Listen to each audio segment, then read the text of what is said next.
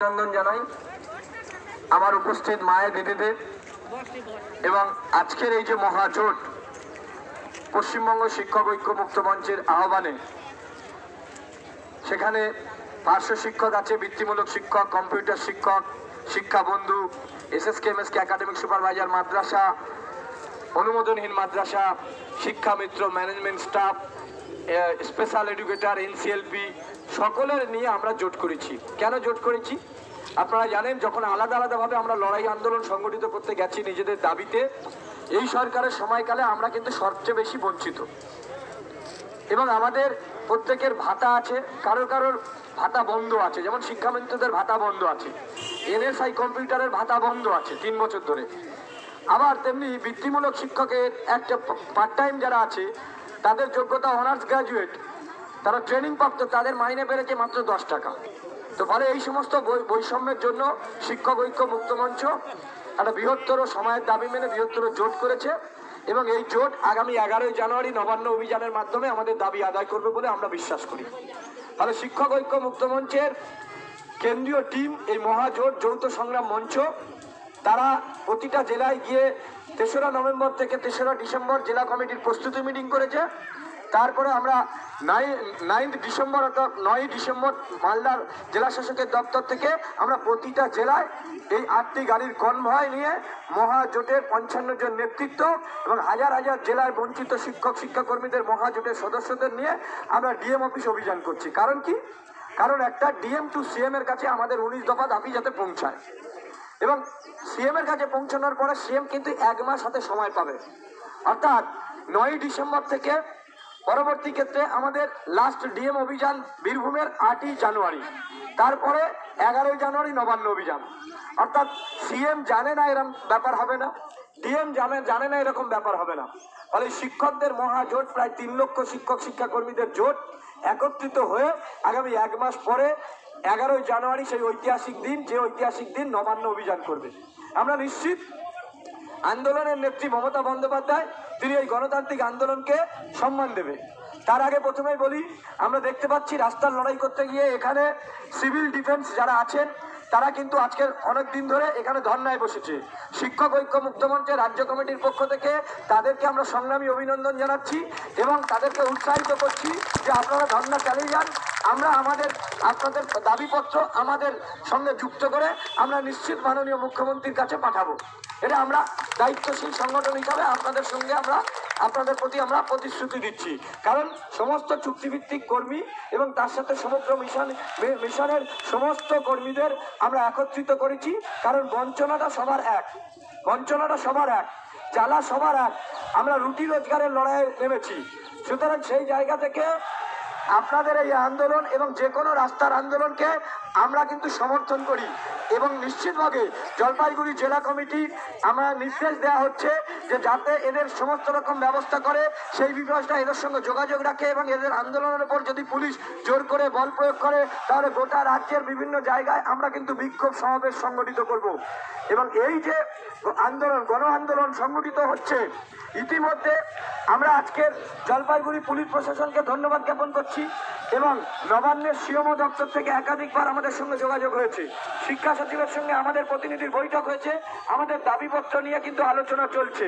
শুধু উপস্থিত আমাদের দরকার একত্রিত হওয়া এবং একত্রিত হয়ে এই আন্দোলনকে সংগঠিত করা। আজকের ঐতিহাসিক দিন, যেখানে মাননীয় মুখ্যমন্ত্রী এই জেলায় এখন পর্যন্ত তার পৌঁছে গেছে, অথচ সেই জেলায় শিক্ষকরা রাস্তায় বসে, সিভিল ডিফেন্সরা তারা ধর্নায় বসে এবং আমি শুনলাম তারা আজকের অনশনের ঘোষণা করেছে। সুতরাং এই ব্যবস্থা চলতে পারে না। আমরা মাননীয় মুখ্যমন্ত্রীকে আজকের এই বিক্ষোভ অবস্থান থেকে আমরা তাকে আহ্বান করছি যে আপনি শিক্ষক শিক্ষিকাদের সঙ্গে বসে তাদের সমস্যার সমাধান করুন। কারণ আমরা মনে করি আন্দোলনই একমাত্র দাবি আদায়ের পথ, আন্দোলন ছাড়া বিকল্প নেই। 2011 সালে যখন বামফ্রন্ট সরকার ক্ষমতা থেকে চলে যাচ্ছে, তখন কিন্তু আপনারা প্রত্যেকে আশা ভরসা করেছিলেন যে মাননীয় মুখ্যমন্ত্রী মমতাময়ী দিদি আপনাদের সমস্যার সমাধান করবে। কিন্তু আজকের 9 বছর পরে সিএম এর হেলিকপ্টার ঢুকে গেছে, আপনারা দেখছেন। এবং সুতরাং এই জায়গা থেকে আপনাদেরকে আমরা বলবো যে আমাদের আন্দোলন এবং আপনাদের উপস্থিতি অত্যন্তভাবে যে আজকে সাফল্যমণ্ডিত। জেলা শাসকের দপ্তর যে অভিযান, সেই অভিযান নিশ্চিতভাবে সফল হয়েছে। কারণ যে জেলায় মাননীয় মুখ্যমন্ত্রী, তার কাছে আমরা জেলা শাসকের মাধ্যমে আমাদের দাবিপত্র রাখতে পেরেছি। সুতরাং একটাই কথা, যে নিশ্চিতভাবে দাবি যদি ন্যায্য হয়, যুদ্ধ শেষে আসবে জয়। আমরা কারোর মুখাপেক্ষী নই, আমরা না তৃণমূলের মুখাপেক্ষী, না সিপিএম এর মুখাপেক্ষ, না আমরা বিজেপির মুখাপেক্ষী। কারণ আপনাদের অভিজ্ঞতা আছে যে যখন মাননীয় মুখ্যমন্ত্রী ক্ষমতায় আসে, আপনারা ভেবেছিলেন দিদি আমাদের সবকিছু করবে। কিন্তু আজকে 9 বছর পরে আমরা দেখলাম আমাদের দাবি নিয়ে আমাদেরকে রাস্তায় নামতে হয়েছে। এসএসকে একাডেমিক সুপারভাইজার মাদ্রাসা পৌরসভা যেটুকুই দাবি মিটেছে। আমার মায়েরা কলকাতার বুকে 7-7-14 দিন ধর্ণা, বিকাশ ভবন অভিযান, বিধানসভা অভিযান এবং পার্থ চট্টোপাধ্যায়কে বিকাশ ভবনের 5 তলা থেকে নিচে নামিয়ে এনে দাবি আদায় করেছে। অর্থাৎ তৃণমূল দাবি আদায় করে দেয়নি, বিজেপি করে দেয়নি, সিপিএম করে দেয়নি। তাই আমরা শিক্ষক, আমরা সমাজ গড়ার কারিগর, আমরা জাতিকে পথ দেখাই। সুতরাং আমাদের হাতে সুবর্ণ সুযোগ। স্বাধীনতার দ্বিতীয়বার যুদ্ধের সামিল হয়েছি আমরা, আমাদের পেশাগত দাবিতে আমরা ঐক্যবদ্ধ হয়েছি। নিশ্চিতভাবে এই অধিকার আমরা ছিনিয়ে আনবো। এবং রাজনৈতিক নেতা তথা মাননীয় মুখ্যমন্ত্রী যিনি রাজধর্ম পালনের প্রতিশ্রুতি দেয়, তিনি বলেন যে আমি সবের প্রতিশ্রুতি দিলে প্রতিশ্রুতি রক্ষা করি। তিনি পার্শ্ব শিক্ষকদের ক্ষেত্রে প্রতিশ্রুতি দিয়েছিলেন, তাদের মঞ্চ থেকে সেই প্রতিশ্রুতি রক্ষা করেনি। তিনি 10,000 অনুমোদনহীন মাদ্রাসা অনুমোদন দেবেন বলেছিলেন, তার প্রতিশ্রুতি রক্ষা করেনি। তিনি সমস্ত চুক্তিভিত্তিক শিক্ষক শিক্ষাকর্মীদের স্থায়ীকরণের প্রতিশ্রুতি দিয়েছিল, সে প্রতিশ্রুতি রক্ষা করেনি। সুতরাং তার প্রতিশ্রুতি রক্ষা করার দাবিতে এবং তাকে রাজধর্ম পালনের পাঠ দিতে হাজার হাজার বঞ্চিত শিক্ষক শিক্ষাকর্মী আগামী 11 জানুয়ারি নবান্নের উদ্দেশ্যে রওনা দেবে। এবং আমরা নিশ্চিত যে গত 19 সালের লড়াই শিক্ষামন্ত্রীর বিরুদ্ধে ছিল এবং শিক্ষামন্ত্রীর কাছে ছিল। সেই 19 সালের লড়াই শিক্ষামন্ত্রীকে যখন বিকাশ ভবনের 5 তলা থেকে শিক্ষক ঐক্যমুক্ত মঞ্চে নামাতে পেরেছে, তখন এবারেও যদি মুখ্যমন্ত্রী ডিএম এর মারফত যে দাবিপত্র যাচ্ছে, গোটা জেলায় জেলায় যে মহাজোটের কর্মযজ্ঞ চলছে, সেই কর্মযজ্ঞ থেকে আন্দোলনকে যদি স্বীকৃতি না দেয়, যদি শিক্ষকদের সঙ্গে বৈঠক না করে, তাহলে আগামী 11 জানুয়ারি সেই দিন চোখে চোখ রেখে আমরা লড়াই করব। আমার দুর্গা বাহিনী মাতৃশক্তি লড়াই করবে। যে লড়াই আজকের মাননীয় মুখ্যমন্ত্রীকে আমরা তার জেলায়, যে জেলায় মাননীয় মুখ্যমন্ত্রী উপস্থিত হয়েছে, সেই জেলায় হিম্মত রেখেছে শিক্ষক ঐক্যমুক্ত মঞ্চ, নারী বাহিনী হিম্মত রেখেছে। পতাকা তুলিয়ে তারা কিন্তু আজকের বিক্ষোভ করে তাকে বার্তা দিচ্ছে, সূত্রে যান, আপনি শিক্ষকদেরকে মর্যাদা দিন, না হলে এই শিক্ষকরা আগামী 11 জানুয়ারি নবান্নের 14 তলা থেকে গণতান্ত্রিক পদ্ধতিতে এই শিক্ষক সমাজের মাঝখানে আপনাদেরকে এনে রাজধর্ম পাঠ দেবে, আপনার প্রতিশ্রুতি রক্ষা করতে বাধ্য করাবে। সুতরাং আমরা শিক্ষক, আমরা যেমন কলম ধরতে পারি, তেমনি আমরা সংগঠিত করতে পারি, তেমনি আমরা রাজধর্ম পালন করতে বাধ্য করতে পারি। মাননীয় মুখ্যমন্ত্রী এবং ডিএম যেই হোক, তিনি কোনো না কোনো শিক্ষকের কাছ থেকে শিক্ষা নিয়েছে। উপস্থিত পুলিশ কর্মীরা যেই হোক, তিনি কোনো না কোনো শিক্ষাকর্মীর কাছে শিক্ষা নিয়েছে। সুতরাং মাননীয় মুখ্যমন্ত্রীকে শিক্ষা দেওয়ার অধিকার একমাত্র আছে এই শিক্ষক শিক্ষিকাদের। তাই সেই অধিকার বোধ থেকে শিক্ষকদের সম্মানের দাবিতে আগামী 11 জানুয়ারি এ লড়াই শুধুমাত্র পেশাগত দাবিতে বেতন বঞ্চনার লড়াই নয়, এ লড়াই শুধু যৌথ মঞ্চের লড়াই নয়, এই লড়াই আমাদের আত্মমর্যাদা ফেরত পাওয়ার লড়াই। সেই আত্মমর্যাদা ফেরত পাওয়ার লড়াইয়ে শিক্ষক ঐক্যমুক্ত মঞ্চের মহাজোটের নেতৃত্ব আগামী 11 জানুয়ারি গোটা রাজ্যে সুনামির আকারে গিয়ে নবান্নে আছড়ে পড়বে। মাননীয় মুখ্যমন্ত্রী ভালোভাবেই জানেন, দিল্লিতে আপনারা দেখছেন আজকে নিয়ে 18 দিন কৃষক আন্দোলন হচ্ছে। সেখানে স্বৈরাচারী নরেন্দ্র মোদী এবং অমিত শাহের মতো দাম্ভিক নেতা সেই কৃষকদের কাছে মাথা নত করেছে এবং তাদের 3-4 বার বৈঠক হয়েছে। আমরা এই মঞ্চ থেকে সেই কৃষকদেরকে স্যালুট জানাচ্ছি, ধন্যবাদ জানাচ্ছি, তাদের লড়াইয়ে উৎসাহিত হচ্ছি। সুতরাং মাননীয় মুখ্যমন্ত্রী জানেন শিক্ষক ঐক্যমুক্ত মঞ্চ অরাজনৈতিক ভাবে চোখে চোখ রেখে লড়াই করতে পারে। তিনি আন্দোলনের নেত্রী, যিনি সিন্ধুর নন্দীগ্রামের গণ আন্দোলন থেকে উঠে এসেছে, সেই মাননীয় মুখ্যমন্ত্রী আপনাকে এই মঞ্চ থেকে একজন শিক্ষক শিক্ষা দান করছে এবং হুঁশিয়ারি দিচ্ছে যে আপনি কৃষক আন্দোলনকে দ্বিতীয়বার বাংলার বুকে নামতে দেবেন না। তার থেকে ভয়ঙ্কর হবে শিক্ষক আন্দোলন, কারণ তারা শিক্ষিত সংগঠিত। সুতরাং আপনার কাছে হাতে গোনা আর কয়েকটা দিন, তার মধ্যে ইতিবাচক সিদ্ধান্ত হচ্ছে, নিশ্চিতভাবে আলোচনা চলছে। আমাদের দাবিগুলো সমকাজে সমবেতনের সাপেক্ষে শিক্ষকতার নিরিখে সমস্ত চুক্তি প্রথা বিলুপ্তি করে বেতন কাঠামো দিতে হবে। তার কারণ কি? আমি একজন প্রাইমারি শিক্ষক, আপনাদের ভাই। আমি 10 বছর চাকরি পেয়েছি, মাত্র আমার বেতন 35,000। আমাদের প্রাথমিক শিক্ষকদের বেতন বঞ্চনা আছে, সে লড়াই কিন্তু আমরা লড়ছি এবং একটা দাবি কিন্তু আমরা আদায় করেছি নিশ্চিতভাবে।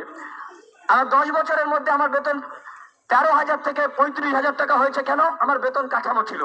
অর্থাৎ বেতন কাঠামো থাকলে প্রতি বছর 3% ইনক্রিমেন্ট পাবেন, হাউস রেন্ট পাবেন, মেডিকেল পাবেন, পিএ পাবেন, পে কমিশন পাবেন, অর্থাৎ আপনার বেতন কিন্তু প্রতি বছর বেড়ে যাবে। কিন্তু আপনারা পান ভাতা। ভাতা হলো ভিক্ষা। সুতরাং সেই ভাতায় কখনোই বাড়ে না প্রতি বছর। যখন সরকার ভিক্ষা দেবে তাই। তাহলে আমরা শিক্ষক হয়ে কি সরকারের কাছে দাসত্ব করব? আমরা শিক্ষক হয়ে কি রাজনৈতিক নেতার কাছে ভিক্ষা দেবো চাইবো? তাই শিক্ষক ঐক্য মুক্ত মঞ্চ পেশাগত দাবিতে ভিক্ষা নয় অধিকার চাই। সেই ভিক্ষা নয় অধিকার চাইতে আগামী 11ই জানুয়ারি আসছে দিন, দাবি আদায়ের দিন। আগামী 11ই জানুয়ারি আসছে দিন, নবান্নের মুখ্যমন্ত্রীকে শিক্ষা দিন। আগামী 11ই জানুয়ারি আসছে দিন, মুখ্যমন্ত্রীর প্রতিশ্রুতি পূরণের দিন। আগামী 11ই জানুয়ারি আসছে দিন, মুখ্যমন্ত্রী রাজধর্ম পালনের দিন। আগামী 11ই জানুয়ারি আসছে দিন, জলপাইগুড়ি মাটি থেকে শপথ নিন। আগামী 11ই জানুয়ারি আসছে দিন, টিএমের সামনে থেকে শপথ নিন। আগামী 11ই জানুয়ারি আসছে দিন, 500 শিক্ষকদের বেতন কাঠামো দিন। আগামী 11ই জানুয়ারি আসছে দিন, শিক্ষা বন্ধুদের মর্যাদা দিন। আগামী 11ই জানুয়ারি আসছে দিন, এসএসকেএমএসকে শিক্ষকদের মর্যাদা দিন। সুতরাং আগামী 11ই জানুয়ারি আসছে দিন, অনুমোদনহীন মাদ্রাসাকে অনুমোদন দিন। আগামী 11ই জানুয়ারি আসছে দিন, বৃত্তিমূলকদের কাউন্সিলের মধ্যে যুক্ত করে নিন, তাদের মর্যাদা দিন। আগামী 11ই জানুয়ারি আসছে দিন, শিক্ষা মিত্রদের ভাতা চালু করে তাদের বকেয়া বেতন দিন। আগামী 11ই জানুয়ারি আসছে দিন, এনসিএলপি দাবি মেনে নিন। আগামী 11ই জানুয়ারি আসছে দিন, নিশ্চিতভাবে যারা এই সঙ্গে যুক্ত আছে, স্পেশাল এডুকেট থেকে শুরু করে সকলের দাবি আদায় না হওয়া পর্যন্ত এই লড়াই চলবে। শুধু একটাই আবেদন আপনাদের কাছে, এ লড়াই আমরা জিতে গেছি। মাননীয় মুখ্যমন্ত্রী আজকে যে জেলায় আছে সেই জেলা থেকে সোশ্যাল মিডিয়ার মাধ্যমে আপনাদের কাছে বার্তা দিচ্ছে, এই মাতৃশক্তিকে আশীর্বাদ করে এই ভাইপোটাকে শপথ নিয়ে মাননীয় মুখ্যমন্ত্রীকে বার্তা দিচ্ছি যে আপনার নার্ভের থেকে শিক্ষকের নার্ভের জোর অনেক বেশি। আপনার নার্ভের থেকে শিক্ষকের নার্ভের জোর অনেক বেশি। আপনি মুখ্যমন্ত্রী, বাংলার অগ্নিকন্যা, আন্দোলনের নেত্রী, আপনাকে আমরা সম্মান জানাই। কিন্তু যদি আপনি আমার অধিকারের রক্ষা না করেন, আপনি আমার দাবি আদায় করতে না পারেন, তাহলে আপনাকে কোনো সম্মান জানাবো না। আপনাকে শিক্ষা দান করবে সেই শিক্ষক। এবং মাননীয় আপনাদের বলি, আজকে মাননীয় মুখ্যমন্ত্রীর হেলিকপ্টার যখন ঢুকেছে, আপনাদেরকে স্মরণ করে দিই, এই নারী শক্তি দুর্গা বাহিনীর এই আশীর্বাদে আমি মহিদুল ইসলাম, সাধারণ সম্পাদক, পশ্চিমবঙ্গ শিক্ষক ঐক্য মুক্ত মঞ্চের পক্ষ থেকে পুলিশ প্রশাসন থেকে শুরু করে সবার মাধ্যমে বার্তা দিচ্ছি, মাননীয় মুখ্যমন্ত্রী, আপনি কংগ্রেসের হাত ধরে 29 বছর বয়সে আপনি এমপি হয়ে তারপরে ধারাবাহিক লড়াই করে ক্ষমতায় এসেছেন। অর্থাৎ আপনি জিরো থেকে শুরু করেননি। আপনার পিছনে ছিল কংগ্রেসের শক্তি, কখনো বিজেপি মন্ত্রী, কখনো কংগ্রেসের মন্ত্রী, আপনার মিডিয়া ছিল, ক্ষমতা ছিল, অর্থ ছিল, আপনি ধারাবাহিক লড়াই করেছেন। আমি লড়াইকে সম্মান দিয়েছে বাংলায়। কিন্তু শিক্ষক ঐক্য মুক্ত মঞ্চ, তাদের নেতৃত্ব না আছে এমপি, না আছে এমএলএ তকমা, হাজার হাজার শিক্ষক শিক্ষিকাদের জমায়েত করেছে আপনার বুকের ওপর দাঁড়িয়ে। সুতরাং স্পর্ধা আমাদের দেখাবেন না, আমরা শিক্ষক, আমরা স্পর্ধা আমাদের দেখাবেন না। আমরা আপনাকে নেতৃত্ব হিসেবে মেনে নিয়েছি গণতান্ত্রিক পদ্ধতিতে, ইলেকটোরাল সিস্টেমে। শিক্ষাক্ষেত্রে নৈরাজ্য, শিক্ষাঙ্গনে শিক্ষকদের উপর হামলা। শিক্ষক ঐক্য মুক্ত মঞ্চ কাউকে ছেড়ে কথা বলে না। যখন এনআরসি এবং জাতীয় শিক্ষানীতি নিয়ে যখন গোটা দেশ হইচই হচ্ছে, আমাদের চুক্তিভিত্তিক শিক্ষকদের জাতীয় শিক্ষানীতির ফলে তাদের জীবন অন্ধকারে তলিয়ে যাচ্ছে, আমরা তখন শিক্ষক ঐক্য মুক্ত মঞ্চ একমাত্র সংগঠন যারা বিজেপির রাজ্য দপ্তর ঘেরাও করে রেখেছে। সুতরাং পেশাগত দাবিতে আমরা নিরপেক্ষতা বজায় রেখেছি। জাতীয় শিক্ষানীতির ফলে চুক্তিভিত্তিক শিক্ষকদের অন্ধকার পরিণত হচ্ছে। ফলে আমরা মাননীয় মুখ্যমন্ত্রীকে বার্তা দিয়েছি যে আপনিই পারেন একমাত্র এটা থেকে উদ্ধার করতে।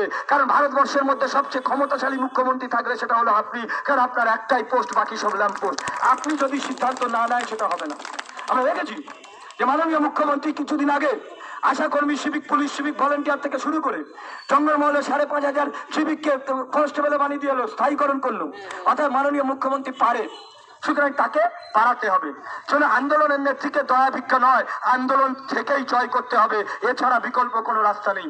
তাই নেতাজি সুভাষচন্দ্র বসু বলেছে যে আপনারা আমার রক্ত দিন, আমি আপনাদের স্বাধীনতা দেবো। আর আপনার এই ভাই ফোটাকে শপথ দিয়ে আজকের এই মাননীয় মুখ্যমন্ত্রী জেলা জলপাইগুড়ি থেকে বলছে যে আপনারা জমায়েত দিন, আপনাদের ন্যায্য দাবি আদায় করে দেবো শিক্ষক ঐক্য মুক্ত মঞ্চ।